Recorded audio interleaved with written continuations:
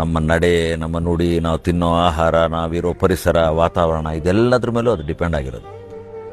So ನಾವು ಎಷ್ಟು ಹೊರಗಡೆ ಚೆನ್ನಾಗಿ ಇಟ್ಕೋತೀವೋ ಅಷ್ಟೇ ಒಳಗಡೆನೂ ಚೆನ್ನಾಗಿ ಇಟ್ಕೋಬೇಕು. ಧನ್ವಂತರಿ ಹೇಳ್ತಾರಲ್ಲ, ಅಜ್ಞಾನ ದುಃಖ ಭಯ ರೋಗ ಮಹಾವಿಷಾಣಿ. ಅಂದರೆ ಅಜ್ಞಾನದಿಂದ ದುಃಖ, ದುಃಖದಿಂದ ರೋಗ, ರೋಗದಿಂದ ಭಯ. ಅದು ಭಯ ಬಂದಾಗ ಫುಲ್ ಎಲ್ಲಾನು ದೇಹ ಎಲ್ಲ ಕಂಪ್ಲೀಟು ವಿಷ ಆಗುತ್ತೆ ಅಂತ.